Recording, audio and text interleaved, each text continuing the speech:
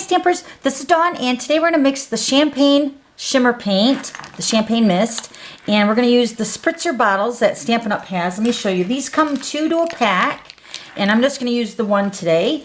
And then you're also going to use some rubbing alcohol. Mine is 70%, but it does not matter. Rubbing alcohol, when you mix it with the shimmer paint, when you spray it onto a project, it will dry a little bit faster than if you just add the water. So that's why we use the rubbing alcohol.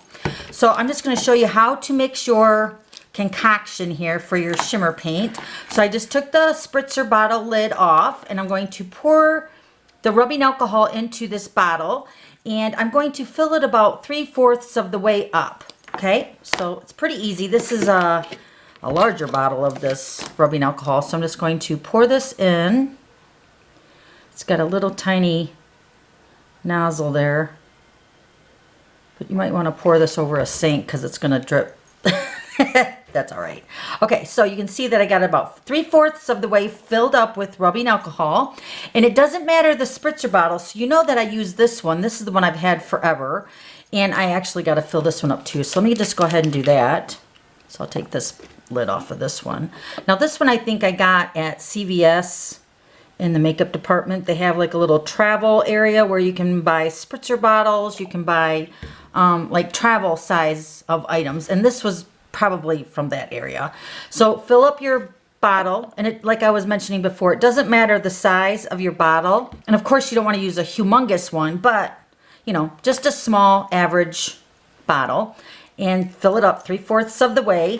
And now this is the shimmer paint. Now I'm going to shake this before I actually put it into the sprayer, because there's little ball bearings in this shimmer paint, and you could actually measure it out, but there's really no certain measurements or anything. You're just pouring the shimmer paint into your rubbing alcohol, and I measure about maybe a tablespoon. So if you want to physically measure out a tablespoon of the shimmer paint, you can do that, but really there's no mistakes in adding the shimmer paint. You just don't want to add the whole bottle. So you're just going to pour this into there. I like a lot. And that's it. So of course, if you want more shimmer, you could add more shimmer to your rubbing alcohol. And then if it's too much, if you don't like so much shimmer, then you can just add more rubbing alcohol. That's why you only want to fill it up so much to the top, because that gives you a little leeway to add more shimmer paint or more of the rubbing alcohol.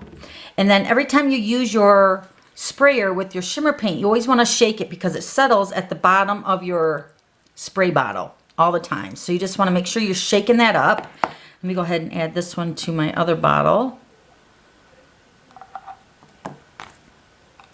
So then you just shake it up and give it a spray onto your project, and if you want more, then add more shimmer paint. That's it. That's how you make the shimmer paint into a spray mist. So I hope that helped you.